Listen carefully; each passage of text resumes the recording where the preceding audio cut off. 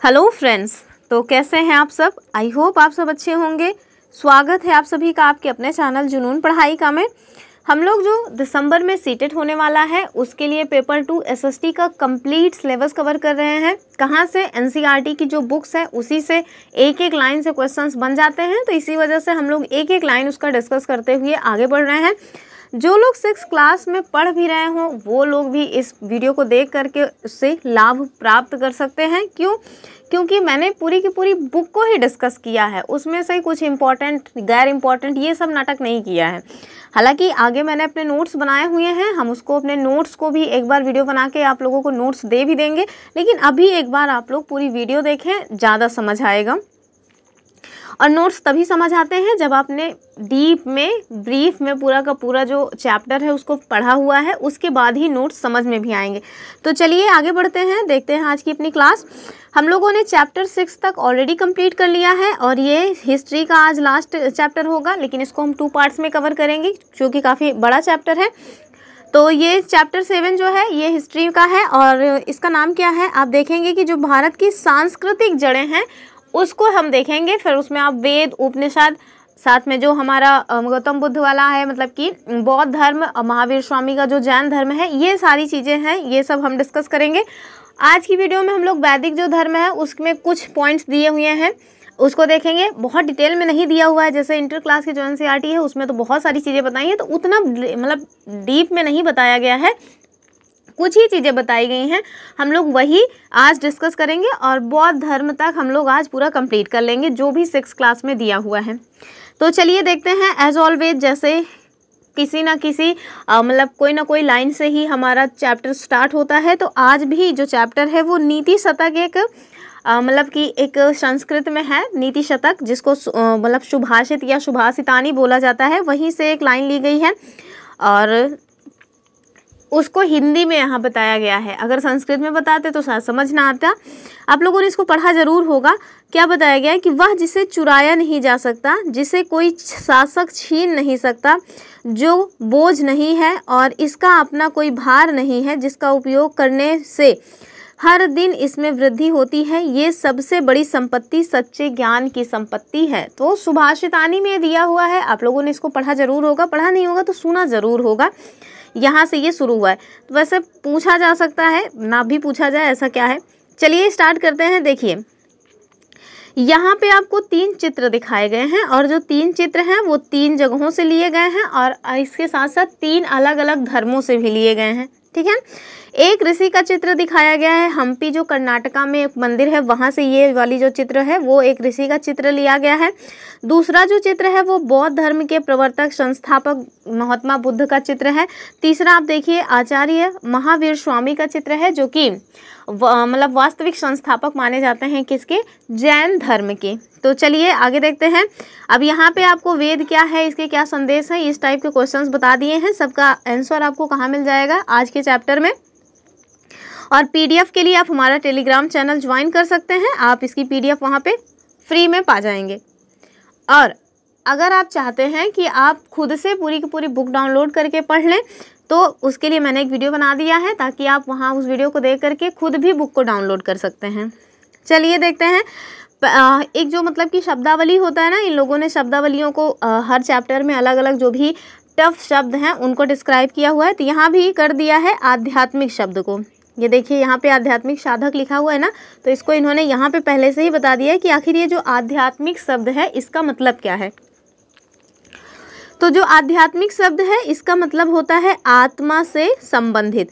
संस्कृत तथा अनेक जो भारतीय भाषाएं हैं इसमें आध्यात्मिक को क्या कहा जाता है? तो आत्मा से जो संबंधित हो, यानी जिसका संबंध आत्मा से हो, जिसका रिश्ता आत्मा से हो, एग्जैक्टली उसे हम कहते हैं आध्यात्मिक। और ये जो आध्यात्मिकता है ये हमारे वर्तमान व्यक्तित्व से परे एक गहरे या ऊंचे आयाम की खोज है। आपको बता रहे हैं कि जो भारतीय संस्कृति है ये किसी भी अनुमान के अनुसार अनेक सहस्त्राब्दियों वर्ष पुरानी है। सहस्त्राब्दी क्या होता है? तो एक सहस्त्राब्दी मतलब 1000 साल होता है। अनेक सहस्त्राब्दी मतलब अनेक हजार साल पुरानी ये जो है भारतीय संस्कृति मानी जाती है। किसी प्राचीन वृक्ष के समान इसमें अनेक जड़ें और अनेक शाखाएं हैं। जैसे कोई अगर पेड़ हो वो काफ़ी पुराना हो जाए तो आप देखेंगे उसमें ढेर सारे डाल निकल आते हैं, बहुत सारे जो है उसमें। अब देखिए जड़ें तो नीचे कौन खुदाई करके देख रहा है, लेकिन आप देखेंगे कि जो जड़ें होती हैं ना वो भी बहुत सारी होती हैं।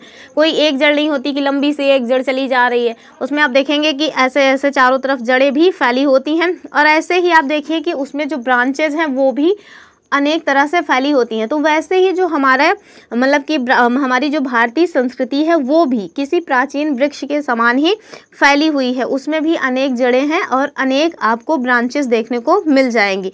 आगे सब कुछ बताया गया है।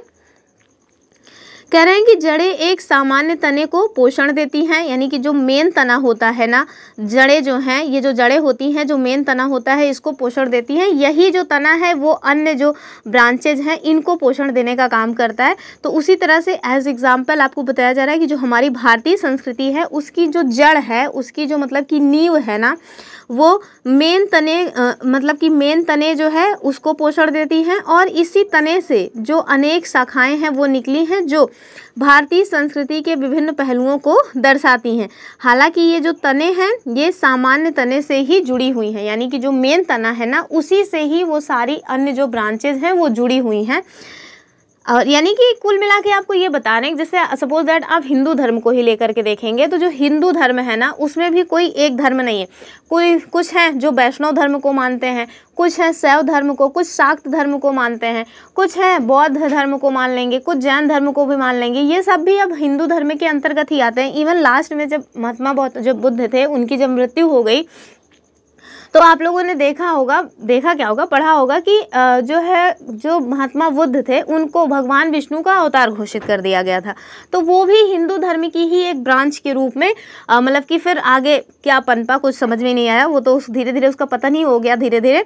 तो ये सारी चीज़ें आप देखिए कि वही आपको बता रहे हैं कि हिंदू धर्म को अगर आप मान लें कि वो उसकी जड़ है या उसका जो तना है, और उसके अलावा जो शाक्त धर्म है, शैव धर्म है या वैष्णव धर्म है, ये सारी जो चीज़ें हैं वो उसकी अनेक ब्रांचेज के रूप में विकसित हुई हैं, यानी अनेक शाखाओं के रूप में विकसित हुई हैं।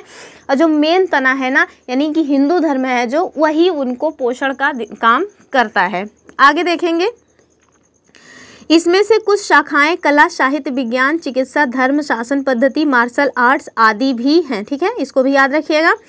आगे बता रहे हैं कुछ ऐसे दर्शन भी हैं जिनसे हमारा तात्पर्य उन विचारकों के समूह या आध्यात्मिक साधकों से हैं जो मानव जीवन, विश्व आदि के बारे में समान विचार भी रखते हैं। अब आप लोग सोच रहे होंगे हम लोग ये पढ़ के आ रहे हैं, दर्शन शास्त्र पढ़ रहे हैं या इतिहास पढ़ रहे हैं? तो इतिहास में ही हम लोग दर्शन शास्त्र को पढ़ रहे हैं, दर्शन शास्त्र को नहीं पढ़ रहे हैं। दरअसल जो हमारा दर्शन है वो हमें थोड़ा बहुत तो जानकारी होनी ही चाहिए ना, तो इसी वजह से यहाँ पे ये आपको बताया गया है। जो अनेक पुरातत्वविद विज्ञानी हैं इन्होंने बताया है कि भारतीय जो संस्कृति है इसकी कुछ जड़ें सिंधु या हड़प्पा अथवा सिंधु जो सभ्यता थी उसकी ओर ले जाती हैं। और ये जो सिंधु सभ्यता या सिंधु हड़प्पा सभ्यता जो थी, ये सब हम लोग जो प्रीवियस वीडियोस थे उसमें देख चुके हैं। आगे चल कर के जब समय बीता तो उसके साथ भारत में सैकड़ों प्रकार के जीवन दर्शन भी उभरे हैं। हम यहाँ कुछ ऐसे प्रारंभिक दर्शनों के बारे में बात करेंगे जिन्होंने भारत को एक विशिष्ट व्यक्तित्व वाले देश के रूप में आकार दिया है। और इन्हें तथा इनकी जो जड़ें हैं इनको समझकर ही हम जो इसके पहले हमने एक चैप्टर पढ़ा था ना, इंडिया अर्थात भारत, यानी कि जो इंडिया अर्थात भारत है उसको भली भांति समझने के लिए हमें ये जो पीछे जो चीज़ें थी या जो हमारा दर्शन रहा है उसको समझने की आवश्यकता होगी। तभी हम जो वर्तमान का प्रारूप है इंडिया अर्थात भारत उसको बेहतर तरीके से समझ पाएंगे। एक और शब्दावली दी हुई है साधक। और साधक का क्या मतलब होता है? तो ऐसा व्यक्ति जो इस दुनिया के सत्य को जानना चाहता है। यह एक ऋषि, संत, योगी, दार्शनिक आदि कोई भी हो सकता है। तो साधक में अब देखिए कि साधक में ऋषि भी आ जाएंगे, संत भी आएंगे, योगी भी आएंगे, या फिर कोई दार्शनिक विचारधारा वाला व्यक्ति है तो वो भी एक साधक के रूप में ही माने जाएंगे। आगे आप देखिए वेद और जो वैदिक संस्कृति है उसको हम लोग स्टार्ट कर रहे हैं। तो सबसे पहले क्या देखेंगे? सबसे पहले हम देखेंगे कि जो वेद हैं वो आखिर है क्या। हम लोगों ने खूब वेद वेद किया है। इवन जब से हम अपनी क्लासेस ले रहे हैं कई बार बता चुके हैं कि हमारे जो है 4 वेद हैं, तो वो वेद हैं क्या एग्जैक्टली। वेद तो करते रहते हैं, सबसे प्राचीन ऋग्वेद है, लेकिन आखिर वेद का क्या मतलब है, उसकी क्या परिभाषा है, उससे तात्पर्य क्या है, ये सारी चीज़ें अब हम देखेंगे। तो कह रहे हैं कि वेद क्या है।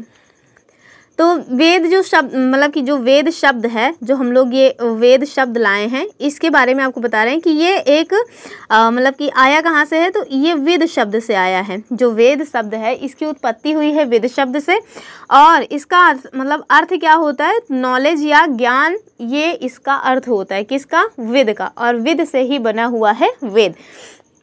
ये पूछा जा सकता है कि वेद जो है मतलब स्टेटमेंट में दे देंगे ऐसे ना कि वेद जो मतलब कि वेद जो शब्द है वो वेद शब्द से आया है, जिसका अर्थ होता है ज्ञान, या फिर ज्ञान के बदले हो सकता है लिख के दे दें परंपरा, फिर नहीं पढ़े रहेंगे तो परेशान हो जाएंगे।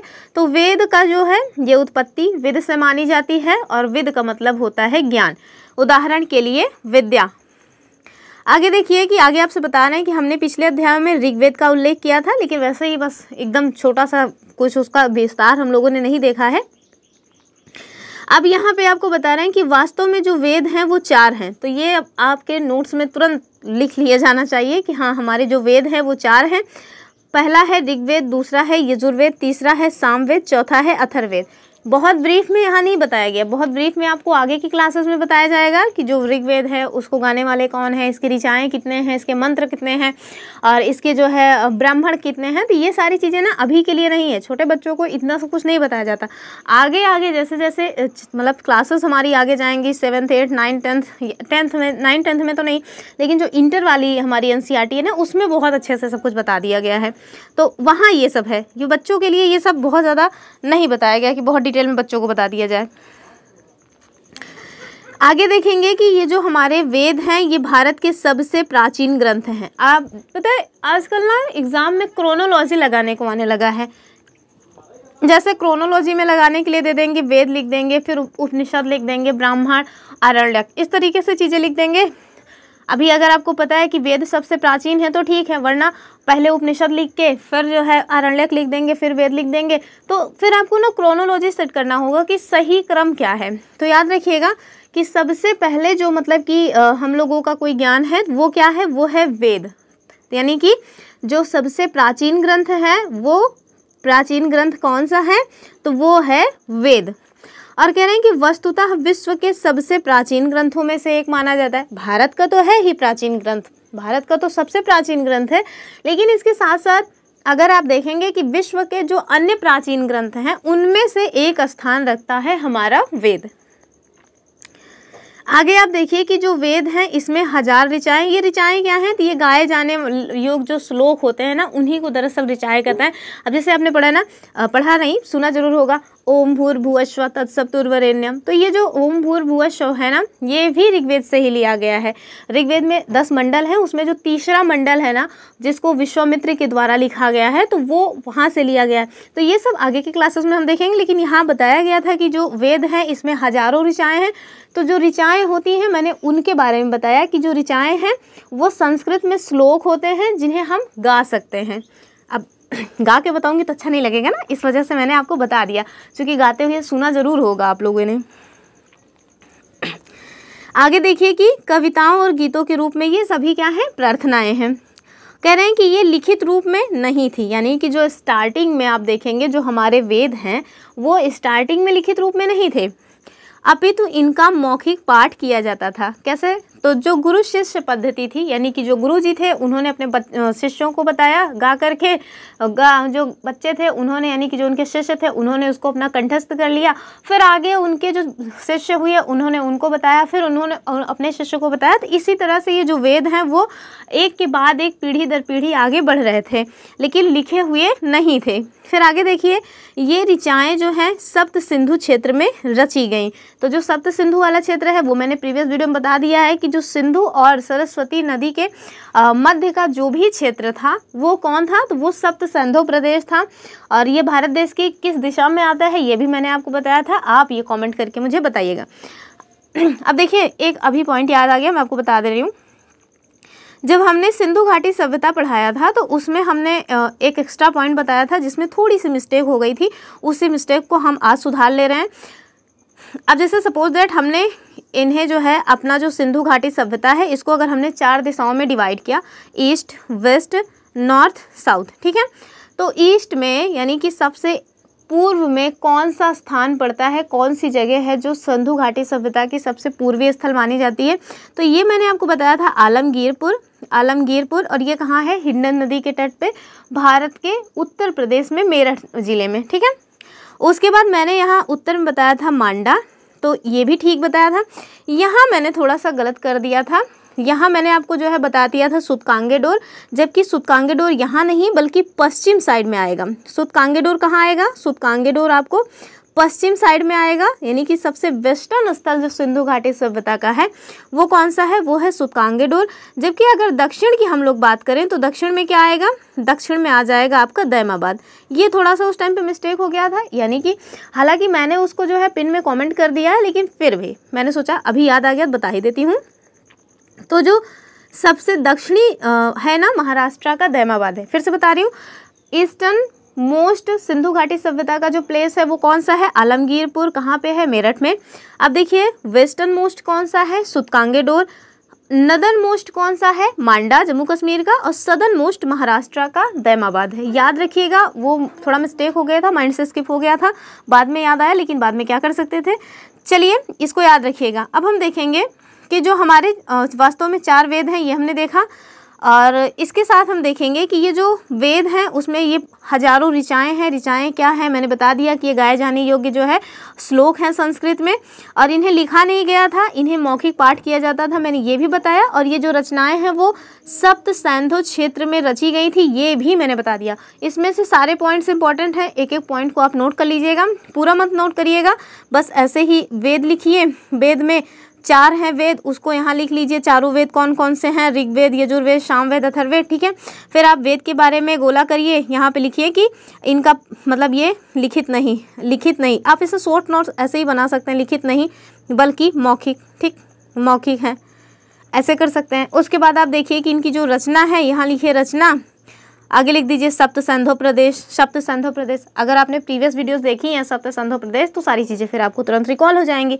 और वेद हैं क्या, तो वेद में लिख दीजिए मतलब ऋचाएँ हैं, गाए जाने वाले श्लोक हैं। तो ये सारे करके ऐसे आप इतने बड़े पैराग्राफ को 2 लाइन में आराम से निपटा सकते हैं, वो भी एकदम छोटी सी जगह में, और आगे चल के फिर आपको ईजी होगा उसको पढ़ने में। आगे देखिए, आगे कह रहे हैं कि ये कहना कठिन है कि इन चारों ग्रंथों में से प्राचीनतम ग्रंथ जो ऋग्वेद है हमारा, उसकी रचना कब हुई। तो ये देखिए, इन्होंने बताया नहीं कि हमारा जो प्राचीन ग्रंथ है वो कौन सा है। इस लाइन में अपने आप में निहित है कि हमारा सबसे प्राचीन ग्रंथ कौन सा है, ऋग्वेद। तो इन्होंने बताया कि जो हमारा सबसे प्राचीन वेद है ऋग्वेद, उसकी रचना कब हुई है, उसका एग्जैक्ट जो टाइम लाइन है उसको बताना मुश्किल है। लेकिन जो विशेषज्ञ हैं वो मानते हैं कि इसकी जो रचना है वो 5वीं से दूसरी सहस्त्राब्दी संवत पूर्व, यानी ईसा पूर्व की बात हो रही है कि 5वीं से दूसरी जो है शताब्दी ईसा पूर्व में इसकी रचना हुई होगी, ऐसा कुछ विद्वानों का मानना है। इस प्रकार ये जो ग्रंथ है वो 100 से 200 पीढ़ियों तक गहन प्रशिक्षण के माध्यम से स्मृतिबद्ध किए गए और मौखिक रूप से बिना किसी विशेष परिवर्तन के आगे संप्रेषित किए गए। अब कुछ ना कुछ तो परिवर्तन हुआ ही होगा ना। अब आप कोई एक मतलब कि सपोज दैट आप एक पैराग्राफ को यहाँ याद किए और आपने किसी दूसरे व्यक्ति को बताया वही चीज़, तो कुछ ना कुछ उसमें परिवर्तन जरूर आ जाएगा। एग्जैक्ट जो आपने सुना है उसी को एग्जैक्ट कहना ये थोड़ा मुश्किल होता है। तो मतलब थोड़ी बहुत इन्होंने बताया कि थोड़ा बहुत परिवर्तन तो आया होगा, लेकिन किसी विशेष परिवर्तन के बगैर ये एक के बाद एक संप्रेषित किया गया, यानी कि जो गुरु शिष्य परंपरा थी उसमें आगे बढ़ता रहा। आगे देखिए, ये यूनेस्को के बारे में यहाँ बताया गया है। जो यूनेस्को है इसके बारे में आप जानते ही होंगे कि यूनेस्को का पूरा नाम क्या है। ये देखिए कि यूनेस्को का पूरा नाम है संयुक्त राष्ट्र शैक्षिक, वैज्ञानिक और सांस्कृतिक संगठन। क्या है, यूनेस्को जो है इसका ये पूरा नाम है। और ये क्या करता है, तो ये जो संगठन है वो शिक्षा, विज्ञान और संस्कृति के माध्यम से लोगों और राष्ट्र के मध्य संवाद को बढ़ावा देता है। ठीक है, तो आपने पढ़ा होगा ना कि यूनेस्को की जो विश्व धरोहर सूची है उसमें कई सारे स्थलों को शामिल किया गया है। हमारे भारत देश का तो अभी वर्तमान में टोटल 43 जो है यूनेस्को की विश्व धरोहर सूची में स्थल शामिल हो गए हैं, जिसमें 43वां जो है वो मोईदाम है, अभी हाल ही में शामिल किया गया है। और अभी इवन जो है इसका जो मतलब बैठक वगैरह हुई थी ना, वो भी हमारे भारत देश के दिल्ली में भारत मंडपम में ही हुई थी। तो याद रखिएगा इसको। यहाँ क्यों ये सारी बातें बताई गई, इतिहास के सब्जेक्ट में ये अगर आया है तो इसके मतलब कुछ तो इसका रीज़न होगा। तो यहाँ बता दिए गए हैं कि क्या इसका रीज़न है। कह रहे हैं कि हजारों वर्षों से किए गए वैदिक पाठशैली की इस सुव्यवस्थित संप्रेषण को 2008 में यूनेस्को की मानवता के मौखिक और अमूर्त विरासत की अनुपम कोटि में मान्यता दी गई। यानी कि जो हमारे वेद हैं ना, उनको या वैदिक जो पाठन शैली है, इसको 2008 में यूनेस्को की विश्व धरोहर सूची में शामिल किया गया। ये बड़ा इंपॉर्टेंट है कि यूनेस्को की विश्व धरोहर सूची में कब शामिल किया गया, तो इन्हें 2008 में शामिल किया गया।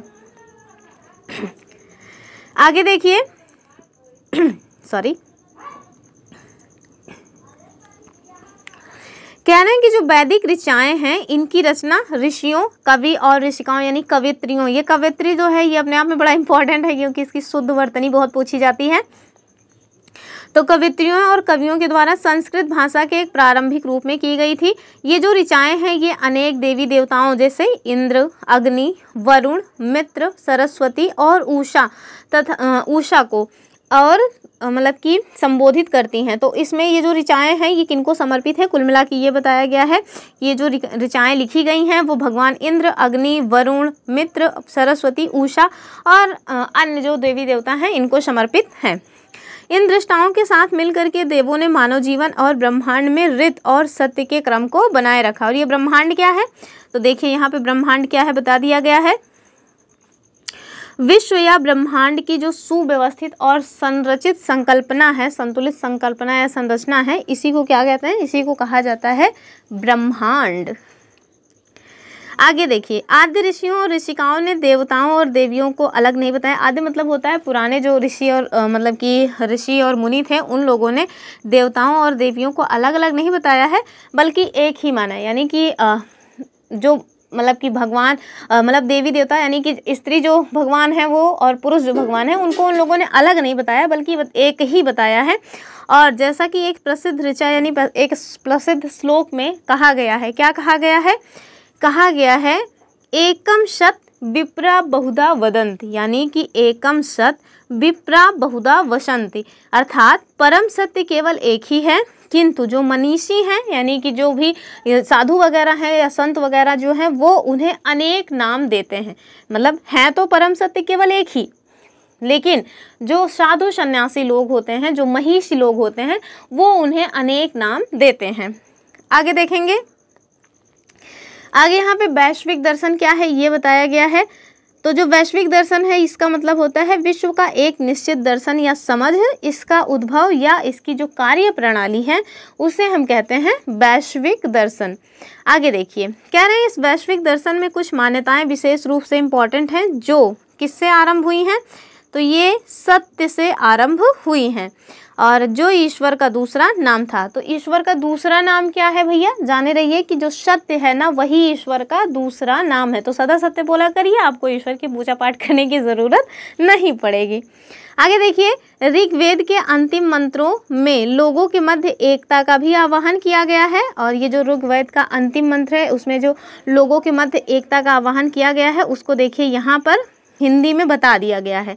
और क्या है वो है साथ मिलकर चलें, साथ मिलकर बोलें, एक हो हमारा मन, हमारे विचार मिलें, एक हो हमारा उद्देश्य, एक हो हमारा हृदय, हमारे विचार एक हों, अतः सभी सहमत हों। तो ये अपने आप में इम्पॉर्टेंट है। पूछा जा सकता है कि ये जो है लाइन कहाँ से ली गई है, तो भैया कहाँ से ली गई है, अभी हमने ऊपर देखा ना, ये कहाँ से लिया गया है, तो ये जो ऋग्वेद है हमारा उसकी जो लास्ट वाली पंक्तियाँ हैं वहाँ से लिया गया है। अब हम अपना जो वैदिक समाज रहा है उसको देख लेते हैं। थोड़ा बहुत है, बहुत ज़्यादा मतलब यहाँ बहुत डीप में चीज़ें नहीं बताई गई हैं, लेकिन हाँ जो बताया गया है वो इम्पॉर्टेंट है। जैसे ये जो बताया गया है ना ये बड़ा इम्पॉर्टेंट है, बहुत बार पूछा गया है। कह रहे हैं कि जो हमारा वैदिक समाज है, प्रारंभिक वैदिक समाज विभिन्न जनों अर्थात लोगों का एक जो बड़ा समूह होता था उन्हें कहा जाता था जन। तो जो हमारा वैदिक समाज था ना वो विभिन्न जनों में विभाजित था, या फिर ये कहें कि विभिन्न जनों में विभाजित होते हुए भी संगठित था। ऋग्वेद में ही ऐसे 30 से अधिक जनों की सूची दी गई है। ठीक है, ऋग्वेद में कितने जनों की सूची दी गई है? तो 30+ जो जन है मतलब लोगों का समूह है उसकी सूची दी गई है। एग्जाम्पल के लिए इसमें 5 जो समूह हैं उनको बताया गया है, ये बहुत ज़्यादा इंपॉर्टेंट है। और वो 5 समूह कौन से हैं? एक तो है भरत, दूसरा पुरु, तीसरा है कुरु, चौथा यदु और 5वां है तुर्वस। ठीक है, कौन कौन से हैं या इसको नोट कर लीजिएगा, रिस्क मत लीजिएगा। तो प्रारंभिक जो वैदिक समाज में बहुत मतलब कि 5 जो बड़े समूह थे उनके बारे में बताया गया है। वो कौन है? भरत, पुरु, कुरु, यदु और तुर्वस। यद्यपि ये जो जन है वो 30 से अधिक थे, लेकिन इन 5 का आपको एग्जाम्पल दिया गया है, तो ये 5 आज के लिए सबसे ज़्यादा इम्पोर्टेंट बन जाते हैं। कह रहे हैं कि जो प्रत्येक जन है यानी कि प्रत्येक जो लोगों का समूह है वो उप महाद्वीप के उत्तर पश्चिमी भाग के एक विशेष क्षेत्र के साथ जुड़ा हुआ था। अभी मैंने बताया ना जो सप्त संधों वाला प्रदेश है वही है भारत का, ये जो उत्तर पश्चिम वाला इलाका है वही, तो वहीं से ये सारे लोग जुड़े हुए थे, ये आपको याद रखना है। अब देखिए यहाँ पे समय रेखा का एक चित्र दिखाया गया है। समय रेखा क्या है हमने प्रीवियस वीडियोज़ में देखा ही है। यहाँ पर देख लीजिए, थोड़ा सा छोटा करते हैं वरना दिखेगा नहीं आपको, और आप जूम करके इसको देखिएगा। तो ये देखिए यहाँ पे आपको ये समय रेखा दिखाई गई है, समय रेखा दिखाई गई है। ये जो आपको दिखाया गया है ना चित्र, ये समय रेखा का चित्र है। और समय रेखा में अगर तिथियां अच्छे से ना भी जो है लिखी हुई हों तब भी आप समय रेखा को देख करके बता सकते हैं कि कौन सी घटना पहले की है, कौन सी घटना बाद की है। तो हम लोग देखेंगे। अब देखिए ये जो 1 सा शम लिखा हुआ है ना, ये क्या है? ये दरअसल यहाँ से ईसवी की शुरुआत मानी जाती है, यानी कि 1 संवत या 1 ईस्वी इसको बोलते हैं। यहाँ से 1 ईस्वी की शुरुआत मानी जाती है, यानी कि ये मान लिया जाता है कि जो ईशा जी थे या ईशा भगवान जो भी आप उन्हें कहिए, ईशा के जन्म जो है वो यहीं पे माना जाता है कि इसी तिथि से ईसा का जन्म मान लिया गया है कि इसी दिन उनका जो है जन्म हुआ था। तो जो इसके पहले की घटनाएं हैं, चाहे फिर वो भगवान बुद्ध का जन्म हो या महावीर स्वामी का जन्म हो या उपनिषद की रचना या वैदिक दर्शन, तो ये सब ईसा के जन्म के पहले की घटनाएं हैं, वो यहाँ पे आपको दिखाई गई हैं। तो ये देखिए बुद्ध और महावीर का जन्म आपको 507 संवत के पीछे या पहले का दिखाया गया है। तो हमने आपको बताया था कि जो 563 ईसा पूर्व था ना, उस टाइम पे भगवान बुद्ध का जन्म हुआ था और उन्हीं के आसपास इनका जो महावीर स्वामी हैं उनका भी जन्म हुआ था। तो ईसा के जन्म के पहले की ये घटना है कौन सी? मतलब भगवान बुद्ध का जन्म और महावीर स्वामी का जन्म। और इनसे भी पहले की घटना कौन सी है? ये वाला देखिए, वैदिक दर्शन जो लिखे गए हैं वो कहाँ से माने जा रहे हैं? तो 1000 ईसा पूर्व से लगभग 1 ईस्वी के आसपास इनकी जो रचना है वो मानी गई है। ठीक है, आगे आप देखिए। लेकिन इनसे भी पहले क्या लिखा गया है? तो जो हमारे उपनिषद है ना, वो वैदिक दर्शन के पहले की ही रचना है। आप देखिए कहाँ से कहाँ तक मानी जा रही है। तो 1500 ईसा पूर्व से 500 ईसा पूर्व के आसपास तक इनकी जो रचना है वो मानी जाती है। तो ये आप इसको थोड़ा देखना सीख लीजिए, जिससे आपको अगर कहीं भी लिखा रहे या बना रहे तो आप समझ जाएं कि कौन सी घटना पहले की है, कौन सी घटना बाद की है। आगे देखते हैं। और ये सासम मतलब क्या होता है? सासम को हम लोग एकदम आसानी से पढ़ेंगे कि ईस्वी है, यानी कि अब ईसा जी का जन्म हो गया है, उनके जन्म के बाद की सारी घटनाएं हैं, उसे हम ईस्वी या फिर संवत लिखते हैं। आगे देखते हैं। अब देखिए एक और आ गया है हमारा जो शब्दावली होता है आरोग्यकर्ता। और आरोग्यकर्ता क्या है? तो राहत देने या रोग ठीक करने के लिए जो पारंपरिक प्रथाएं हैं इनका उपयोग करने वाला जो व्यक्ति है उसे हम क्या कहते हैं? आरोग्यकर्ता। डॉक्टर समझो आप, ज़्यादा दिमाग क्या लगाना उसमें। चलिए हम देखेंगे कि ये क्या हम लोग देख रहे थे। हाँ, तो जो वैदिक समाज है ना वो हम लोग देख रहे थे। आगे आपको बता रहे हैं कि जो इसका मतलब कि वैदिक समाज है या जो हम लोग जन वगैरह देखे, इनके बारे में बहुत अधिक ज्ञात नहीं है। ये जन अपने समाज का शासन कैसे चलाते थे, यानी कि इन लोगों के द्वारा जो एक समाज की संकल्पना लाई गई थी, उस समाज का शासन प्रशासन कैसा था उसकी बहुत ज़्यादा जानकारी हम लोगों को नहीं है। जो वेद हैं उसमें राजा या शासक, सभा और समिति जैसे कुछ शब्दों के माध्यम से कुछ संकेत मिलते हैं। सभा और जो समितियां हैं ये दोनों शब्द किसको इंगित करते हैं? तो सामूहिकता को इंगित करते हैं, यानी कि एक समूह को इंगित करते हैं। अब देखिए वैदिक ग्रंथों में अनेक व्यवसायों का उल्लेख है, ये अपने आप में इम्पोर्टेंट है। वैदिक जो ग्रंथ है उसमें किन व्यवसायों का उल्लेख है, तो आप लिखिए यहाँ वैदिक ग्रंथ, फिर उसके बाद व्यवसाय और आगे इन व्यवसायों को लिख लीजिए कौन कौन से हैं। तो किसान, बुनकर, कुम्हार, शिल्पकार, बढ़ई और आरोग्यकर्ता, नर्तक, नर्तकी, नाई, पुजारी आदि। तो ये जो है कुछ व्यवसायियों का उल्लेख किया गया है हमारे वैदिक ग्रंथों में। अब ये पता लगाने वाला काम आपका है, इसको आप खुद करिएगा। अब हम देखेंगे अपने वैदिक दर्शन के बारे में। हमने देखा वेद क्या थे, वो सब देख लिया। अब हम देखेंगे कि जो वैदिक दर्शन है वो क्या है। तो वैदिक संस्कृति में अनेक अनुष्ठान, यज्ञ आदि विकसित हुए जो विभिन्न देवी देवताओं के प्रति व्यक्तिगत अथवा सामूहिक हितों तथा मंगल के लिए समर्पित या फिर निर्देशित थे। जो दैनिक अनुष्ठान है ये सामान्य रूप से प्रार्थनाओं तथा जो अग्निदेव हैं इनसे संबंधित होते थे। यानी कि जो भी अनुष्ठान वगैरह होते थे ना, या तो ये प्रार्थना के रूप में किए जाते थे या फिर जो यज्ञ हवन वगैरह होती है जिसमें आहुति डाली जाती है उससे संबंधित है।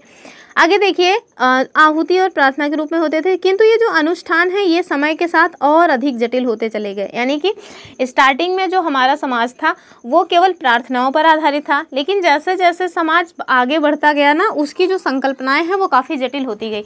उन लोगों ने यज्ञ हवन आदि को बहुत ज़्यादा पाखंडों से मतलब कि भर दिया, और इसकी वजह से वो सब फिर काफ़ी मतलब कि मुश्किल होते चले। आज ही देखिए ना, मतलब अगर आपको यज्ञ वगैरह करवाना हो तो बड़ा मुश्किल होता है, बहुत खर्चा होता है बस बता नहीं सकते। मेरे पापा करवाए हैं 2-3 बार यज्ञ, तो मैंने देखा है कि मतलब इतना पाखंड है, इतना पाखंड है, मुझे समझ में नहीं आता। उसमें एक एक दो दो टाली, जो ट्रैक्टर की टाली होती है उससे लकड़ी लाओ, उसमें जो है उसको जलाओ, इतना दिन तक उसको जलाते रहो, पूरा दिन बैठे रहो, बहुत पाखंड होता है। तो आज की अगर ये स्थिति है तो उस टाइम पे तो और ज़्यादा पाखंडों से भरा रहा होगा हमारा समाज, तो और ही ज़्यादा पाखंडपूर्ण हो गया था। इवन आप लोगों ने जो मतलब कि यज्ञ का नाम सुना होगा जिसमें घोड़े की जो है बलि दी जाती थी, राजसूय यज्ञ, जिसमें मतलब कि घोड़े को छोड़ दिया जाता था ना, वाजपेय यज्ञ, वो अगर आ जाता था तो घोड़े की फिर उसमें बलि वगैरह दी जाती थी। तो ये सारे जो यज्ञ थे ना ये बड़े पाखंडपूर्ण थे, बड़े खर्चालू थे, इतना आसानी से हर कोई इसको नहीं करवा सकता था। तो वही बता रहे हैं कि यह अनुष्ठान समय के साथ काफ़ी जटिल होते चले गए। आगे देखिए जो उपनिषद है उसके बारे में बता रहे हैं। ये जो उपनिषद हैं ये वैदिक संकल्पनाओं के आधार पर इनकी रचना हुई है, और इसमें कुछ नई संकल्पनाएं भी आपको प्राप्त हो जाएंगी, जैसे कि पुनर्जन्म। अब देखिए पुनर्जन्म की भी संकल्पना आ गई। अगर ये उपनिषद ना होते तो हमारे ये जो पुनर्जन्म है ना इसकी संकल्पना ना होती। तो पुनर्जन्म मतलब क्या होता है, बार बार जन्म लेना पड़ेगा, इसी धरती पे आना पड़ेगा, 84 लाख योनियों में जन्म लेंगे, पता नहीं कब कीड़े मकोड़े कब बन जाएं, कब क्या बन जाएं। तो ये सारी जो संकल्पनाएं हैं ना ये उपनिषदों की देन है, इनको याद रखिएगा। पूछा जा सकता है जो मतलब कि पुनर्जन्म की संकल्पना किसकी देन है, भैया उपनिषद की देन है।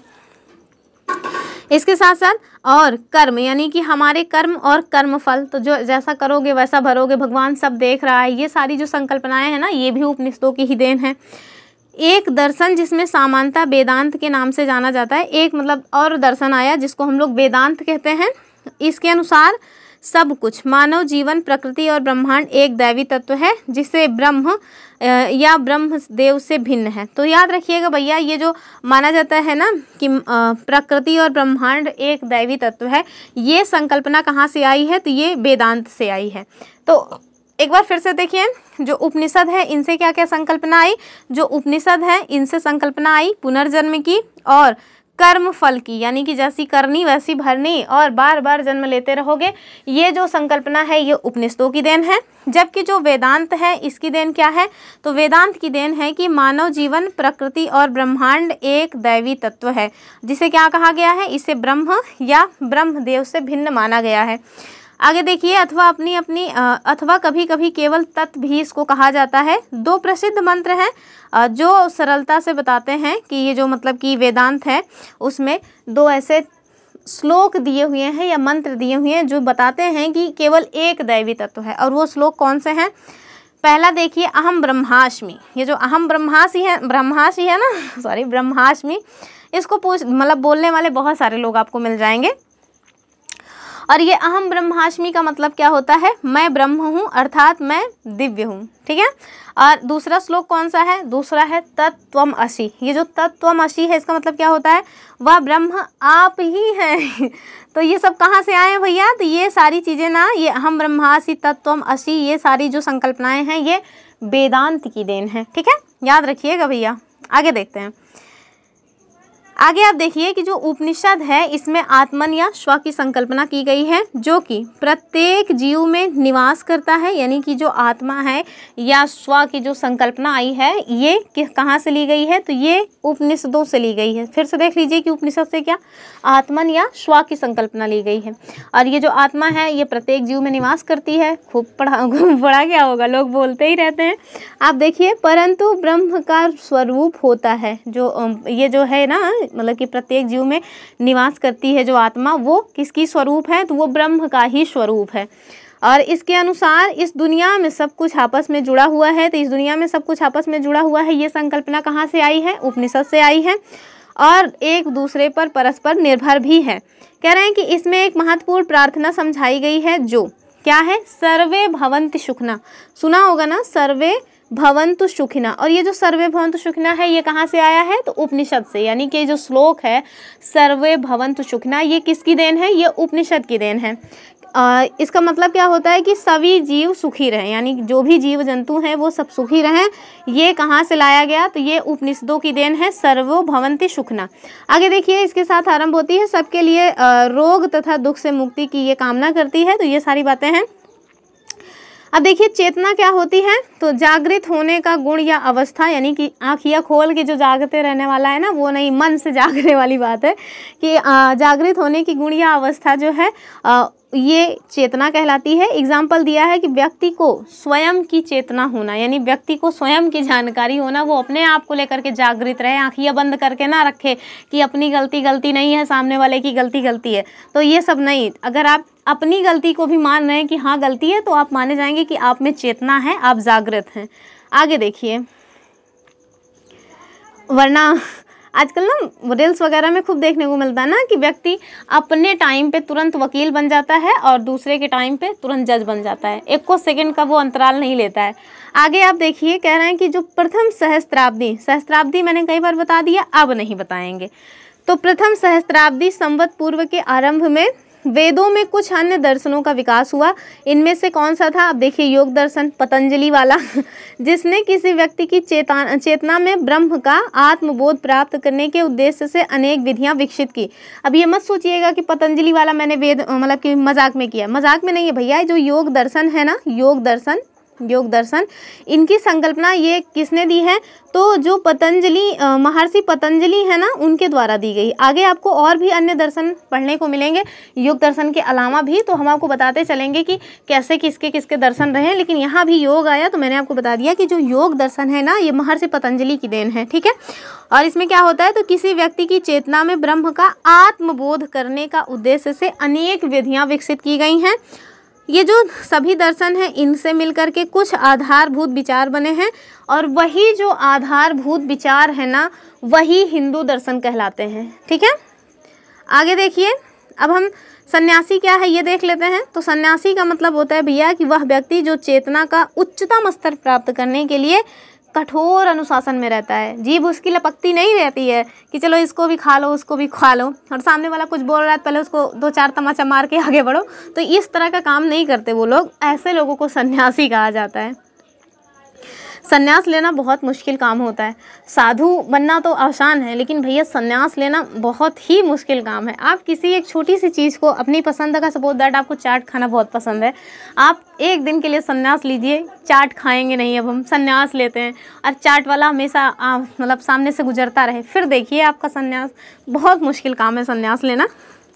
चलिए हम बौद्ध मत के बारे में देखेंगे, उसी से संबंधित ये संन्यास आया भी है।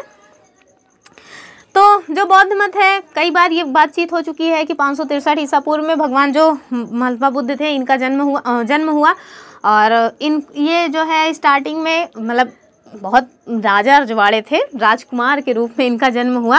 लेकिन इनका जो मतलब कि मन है ना, वो जब ये पैदा हुए थे उसके पहले ही जब ये गर्भ में थे तभी एक ऋषि थे, उन्होंने बता दिया था कि या तो आपका जो बच्चा है वो बहुत बड़ा राजा बनेगा या फिर बहुत बड़ा सन्यासी। तो माता पिता ये क्यों सोचेंगे कि हमारा बच्चा सन्यासी बने, और ऊपर से तब जब वो खुद ही इतने बड़े राजा हैं, उनका राजपाट कौन संभालेगा। तो उन्होंने ना, इनके पापा जो थे उन्होंने बहुत जुगाड़ लगाए कि भैया कुछ भी हो जाए, इनको इतनी सुख सुविधाएं दो, इतनी सुख सुविधाएं दो कि इनका मन बैराग की तरफ कभी जाए ही ना। तो उन्होंने उनके लिए राजमहल के भीतर ही हर तरह का प्रबंध करके रखा कि लो मतलब एकदम लिप्त रहो इसी में, खाओ पियो मौज करो। लेकिन एक दिन अचानक से इनका मन होता है 29 वर्ष की अवस्था में, और ये अपने जो मतलब कि सारथी थे उनके साथ घूमने के लिए निकल लेते हैं। जब ये घूमने के लिए जाते हैं ना, तब भी इनके पापा ने पूरा जुगाड़ किया हुआ था कि कुछ भी हो जाए, कुछ भी ऐसा दृश्य इनको ना दिखने पाए जिसकी वजह से इनका मन विचलित हो, संन्यास की तरफ जाए। लेकिन अब जो होना है वो तो होके ही रहेगा। फिर ये जाते रहते हैं तो इन्हें 4 दृश्य दिखते हैं, वो सब आगे दिखाए गए हैं, जिसमें आपको एक वृद्ध मिलेंगे, एक रोगी मिल जाएंगे, उसके बाद ये फिर देख लेंगे कि एक व्यक्ति मर भी गया है, और लास्ट में इनको फिर एक सन्यासी भी दिख जाएगा कि और सन्यासी काफ़ी मतलब प्रसन्नचित्त दिखेंगे। बाकी जो 3 अन्य दृश्य देखे थे वो सब तो बहुत मतलब डरावने से थे इनके लिए। क्यों? क्योंकि राजमहल में तो इस तरह की समस्याएं थी नहीं, कभी इन्होंने रोना बिलखना कभी सुना नहीं था।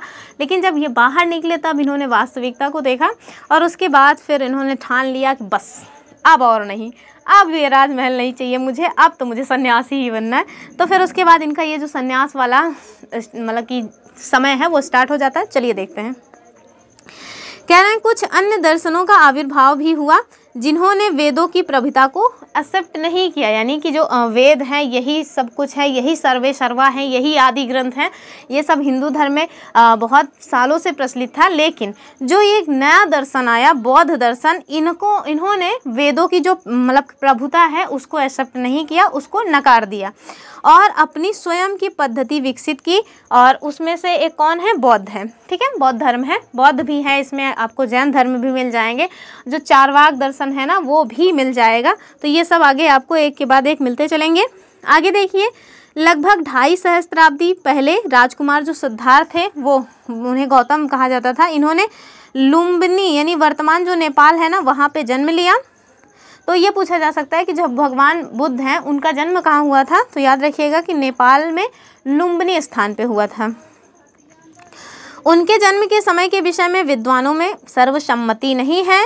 ऐसा माना जाता है कि 560 या फिर 563 जो है ये अनुमानित तिथि है, कोई एग्जैक्ट पॉइंट नहीं है।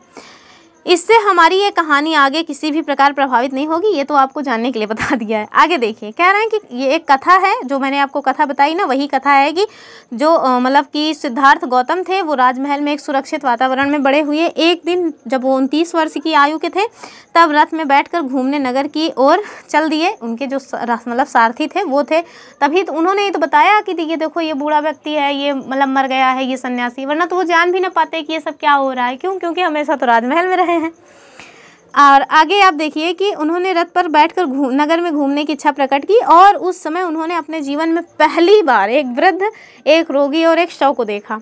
ठीक, और हम लोग यहाँ 29 वर्ष की अवस्था में तो लगता है हजारों लोगों को देख लिए रहेंगे कि हजारों लोग मर गए हैं, हजारों सन्यासी को देख लिए हैं, हजारों लोग रोगियों को देख लिए हैं, बहुत कुछ देख लिए हैं।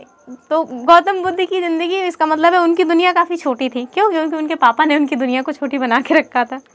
आगे देखिए, कह रहे हैं जीवन में पहली बार उन्होंने ये सभी देखा, और इसके साथ साथ आगे उन्होंने एक सन्यासी को भी देखा जो प्रसन्न और शांत लग रहे थे। इन सब का अनुभव करने के बाद जो सिद्धार्थ हैं उन्होंने अपने राजसी जीवन, अपनी पत्नी और बेटे को त्यागने का विचार किया।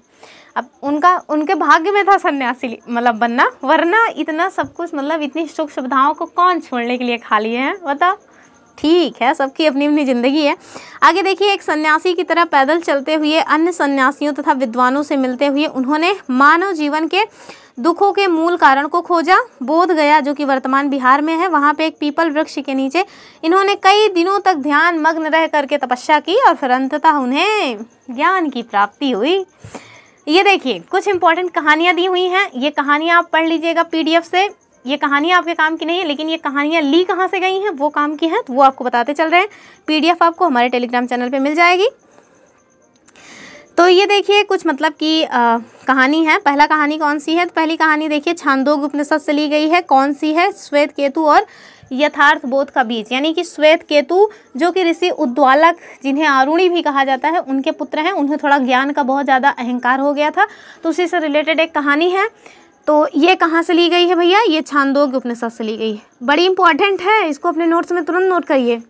इस कहानी को आगे पढ़ भी लीजिएगा खुद जा करके अपनी जानकारी के लिए। दूसरा देखिए नचिकेता और उनकी ज्ञान पिपासा। ये भी एक कहानी है। कहाँ से ली गई है? कठोपनिषद से। और इसमें जो नचिकेता रहते हैं वो जो है मतलब कि उनको ना बड़ा शौक लगा रहता है ज्ञान खेलने का। तो वही उनका यम के पास जाना होना होता है। कुछ उनके पापा कुछ कर रहे थे, उसी में बहुत सारे क्वेश्चंस वगैरह पूछते हैं। तो मतलब दान वगैरह का जो है काम रोजगार चल रहा था ना, जो दान, राजा वगैरह को बहुत दान वगैरह भी दिया करते थे। तो वैसे इनके पापा जो हैं वो दान वगैरह देते रहते हैं। तो उसी में जो नचिकेता रहते हैं, छोटे रहते हैं, वो भी कहते हैं पापा मुझे किसको दोगे? तो वो कहते हैं कि मैं तुमको यम को दूंगा। तो वो यम के पास पहुंच जाते हैं। भैया पता नहीं कौन सा रास्ता था, हम लोगों को भी कोई बता दे। तो वो उस रास्ते से चले गए, उनसे कुछ अपना प्रश्न वगैरह पूछे, तो उन्होंने उसका उत्तर दिया यम ने। उसके बाद ये खुशी खुशी लौट आए। तो ये जो नचिकेता और उनकी ज्ञान पिपासा वाली कहानी है, कहाँ से ली गई है? कठोपनिषद से। और ये नचिकेता और जो यम का संवाद है ना, वो भी कठोपनिषद से ही लिया गया है। ये कई बार पूछा गया है, नचिकेता और यम का संवाद किस कहाँ से लिया गया है? तो वो मतलब कि कठोपनिषद से लिया गया है। याद रखिएगा इसको। एक और कहानी दी गई है, वो कौन सी है? तो वही गार्गी याज्ञवल्क्य का संवाद। और नहीं, आप लोग पढ़ लीजिएगा, दरअसल हम ये सब बताते रहेंगे ना तो यही सब करते रह जाएंगे। तो बृहदारण्यक जो उपनिषद है ना, उसमें से लिया गया है गार्गी याज्ञवल्क्य का संवाद। ठीक है, जिसको भी पढ़ लीजिएगा। कुछ है नहीं वैसे कि बहुत कुछ आपको जानकारी मिल जाएगी, कुछ नहीं है। जो मेन पॉइंट था वो मैंने बता दिया कि जो हमारा छांदोग्य उपनिषद है वहाँ से क्या लिया गया है? तो जो छांदोग्य उपनिषद है वहाँ से हमारा लिया गया है श्वेत केतु और यथार्थवाद, यानी कि जो हमारे ऋषि उद्वालक थे उनके पुत्र श्वेत केतु और उद्वालक ऋषि के मध्य जो संवाद है वो कहाँ से लिया गया है? छांदोग्य उपनिषद। और जो नचिकेता की कहानी है यम के साथ उनका संवाद, ये कहाँ से लिया गया है? कठोपनिषद से। और जो बृहदारण्यक उपनिषद है यहाँ से लिया गया है गार्गी और याज्ञवल्क्य का संवाद। ठीक है, याद रखिएगा, इसको लिख लीजिए इवन। अब देखिए कुछ और शब्दावलियाँ हैं, जैसे मोह। जो मोह शब्दावली है, इसका मतलब क्या हुआ? किसी व्यक्ति या वस्तु के साथ संबंध की स्थिति सामान्य रूप से भावना या आदत के माध्यम से जो व्यक्त होता है उसे हम क्या कहते हैं? मोह। भिक्षु क्या है भैया? तो एक ऐसा व्यक्ति जो दुनिया के सामान्य जीवन को त्याग करके स्वयं को किसी धार्मिक या आध्यात्मिक लक्ष्य के लिए समर्पित कर देता है, उसे भिक्षु कहते हैं। और सामान्य तौर पर जो व्रत लेता है अर्थात वचनबद्ध रहता है, वह अनुशासित जीवन के लिए कठोर नियमों का भी पालन करता है, तो उन्हें हम कहते हैं भिक्षु। और यही काम अगर कोई महिला करे तो वो भिक्षुड़ी कहलाएंगी। ये सब देख लीजिएगा, देखना क्या है बता ही दिए सब। चलिए आगे देखते हैं। सॉरी। तो ये जो उन्होंने अनुभव किया वाला बात आ गई ना, तो ये गौतम बुद्ध की ही बात हो रही। बीच में वो कहानियाँ आ गई थी तो मैंने उसको बता दिया था। अब देखिए जो गौतम बुद्ध है ना, उनके द्वारा अनुभव किया गया कि अविद्या और जो मोह है ये मानवीय कष्ट के सोर्स हैं। ठीक है, तो ये जो है अविद्या और मोह मानवीय कष्ट के सोर्स हैं। ये किस दर्शन की संकल्पना है? बताइए आप। मैंने क्वेश्चन पूछा है। तो अभी मैंने बताया ना कि अविद्या और मोह जो है ये बौद्ध धर्म की संकल्पना है कि जो अविद्या और मोह है यही मानवीय कष्ट के सोर्सेज हैं, यानी सोर्सेज ऑफ मानवीय कष्ट इज अविद्या एंड मोह। ठीक है, चलिए आगे बढ़ते हैं। और आगे देखिए कह रहे हैं कि ये जो दो कारण हैं अविद्या और मोह, इनको दूर करने की जो विधि है ये भी इनके द्वारा संकल्पित की गई। जो प्यारा सा मुखड़ा दिख रहा है ना, यही है गौतम बुद्ध जी।